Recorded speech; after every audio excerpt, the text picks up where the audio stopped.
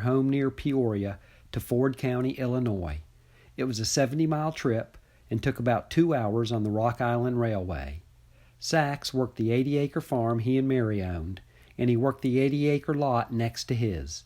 It belonged to Helen Secretan, Mary's twin sister. She lived back home in Kickapoo. Sachs's little sister, Kate Chambers, lived around the corner. She and her husband Sam had leased a farm on the Sibley estate. Mary's brother William lived next door, about a mile away. He had built a house and was working his 160-acre farm. The area has changed little during the last 120 years. Still sparsely populated, the houses are about a mile apart. The Foxes and the Chambers homes are now cultivated farmlands, but William's Trigger home site has been maintained over the years. The Foxes' home was similar to this. They lived about 9 miles north of Gibson City. In 1900, the population was 2,054. There was a local paper, the Gibson Courier. Everyday events of local citizens were considered newsworthy. Because of this, we have a detailed account of the Fox family for the next 10 years. The main road to and from town is now Highway 54. In 1898, like now, the road ran alongside a set of railroad tracks. 7 miles north of town is road number 800. This is the way to the Fox's house. The family would have traveled this road a countless number of times. The Fox's home is about a mile away and would have looked similar to this. Sam and Kate's house was less than a mile up this road. They were the Fox's closest neighbors, and in 1898, Kate's help was needed. Mary was pregnant with her surprise child and was going into labor. Kate soon arrived and helped Mary deliver the baby. The girls had done this many times before. Mary had a healthy daughter. The girls named her Grace. She was a smart girl and would live a life that an Illinois farm girl could only dream of. But she would need her own room. Sachs started to expand and remodel his home as he had planned for years. He built a home the entire family was proud of. It was the focal point of social activities for the entire community. Family weddings were hosted there. Sachs used all of the latest technology. Mary would have, for the first time in her life, an indoor bathroom with running water. She had an ice box that was filled once a week by the iceman, not by Mary. She had a kerosene stove and no longer had to start a fire every day to cook. And she and the children would be wearing store-bought clothes, although she still liked to sew. Sachs had help building his home from all of his family. Mary's brother William lived next door. He had 2 hired hands. One of them, 29-year-old Henry Giesenberger, was from Germany and had been in America for only 6 years. He had a thick accent and was difficult to understand, but he worked hard. Henry was good friends with Sachs's oldest son, George. Kate visited often with her 3 daughters. The girls would have tea together. If one of the boys had been especially bad, she would make them sit and have tea with the girls. It was an extremely effective punishment. After the little culprit's torture was completed, he could go outside, and the girls would serve lunch to the boys as they worked on the house. That's how Kate's daughter, 17-year-old Elizabeth, met Henry Giesenberger. Although 12 years apart, they had much in common. Elizabeth and Henry began courting. Sachs's brother Walter also helped him build his house. Walter was an expert carpenter. He would stay several days during each visit and would sometimes bring his 2 sons, 12-year-old Thomas and 10-year-old Norvin. Norvin enjoyed spending time with his Uncle Sachs. He wanted to be a farmer, and Sachs was more than willing to teach his nephew and namesake all about farming. Sachs's son Walter enjoyed spending time with his uncle, Big Walter. Little Walter liked building things, and his uncle would teach him a great deal. Everyone was especially proud of Sachs's 10-year-old son, Ray. His Uncle Walter taught him how to use a framing square. Ray built all of the lattice work that went around the bottom of the house. He was proud of his achievement, and so was his uncle. Walter told Sachs that Ray had a special talent, and he wanted to see it developed. Sachs bought Ray his first set of woodworking tools. They were first class, and Ray would soon put them to good use. Sachs wanted Uncle Walter to give them to Ray at Christmas, because he wouldn't be there this year.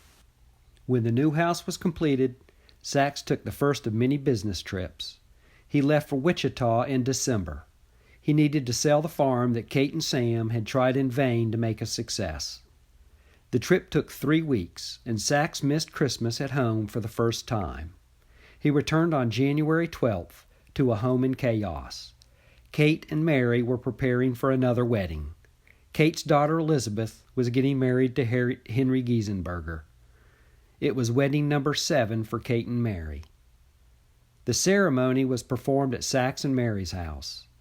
The bride's sister, Florabelle, was the bridesmaid. Henry's best man was his friend, George Fox. Kate and Mary provided a sumptuous dinner for 30 guests. After the wedding, Elizabeth and Henry moved to Iowa. While there, they became friends with their neighbor, Ella Claney. They told her about their friend back home, George Fox. Ella and George began writing to each other. One of the guests at the wedding was the bride's grandfather, John Chambers. In 1902, John Chambers was 68 years old. He was living with his 64-year-old housekeeper, Mary King. Mary's 32-year-old widowed daughter lived there also. John had sold his farm in Kickapoo and bought several pieces of property in Radnor. He was a landlord and rented out most of the property he owned.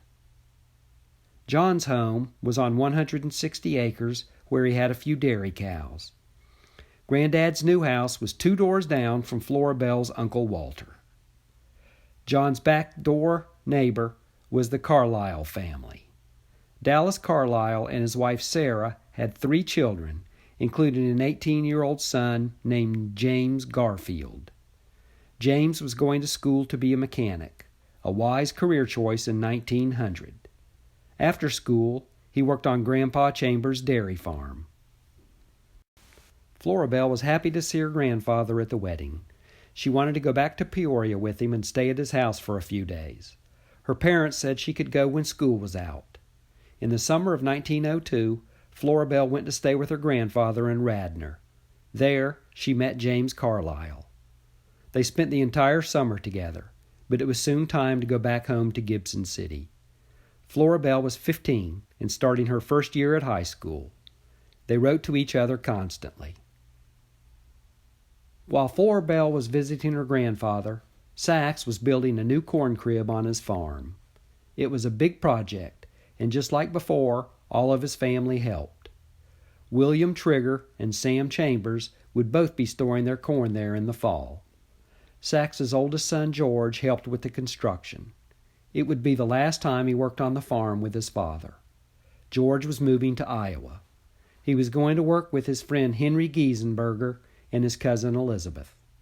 George would be meeting Ella Claney for the first time.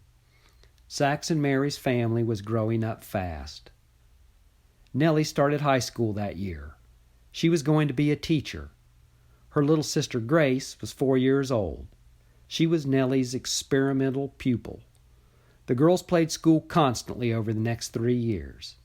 Grace loved it. But she wasn't playing school. She was at school. 3 years later, Nellie graduated and left for college. Grace started elementary school. Within a few days, Grace's teacher was at Sachs and Mary's house.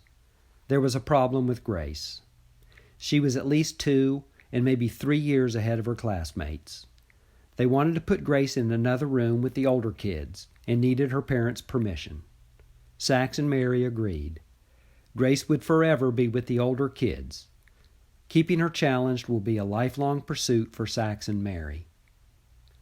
Nellie attended high school with her cousin Florabelle Chambers.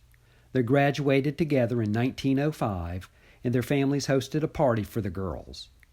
The event was at Sachs and Mary's house, and the entire family was there. John Chambers had made the 2-hour railroad trip from Peoria to congratulate his favorite granddaughter. he bought his 67-year-old housekeeper, Mary King, with him. Florabelle didn't like her. She had stayed with Grandpa many times since she was a little girl. She thought the housekeeper and her daughter were taking advantage of her grandfather, and they were disrespectful when they talked to him. Nellie was planning to go off to college and earn a teaching degree. Florabelle didn't want to go to college. She had other plans. Florabelle wanted to move in with her grandfather and take care of him. She could see her boyfriend James Carlisle every day. Kate and Sam did not like the idea of their daughter being 70 miles away with only her grandfather to watch over her. But her Uncle Walter lived almost next door, so they gave their permission.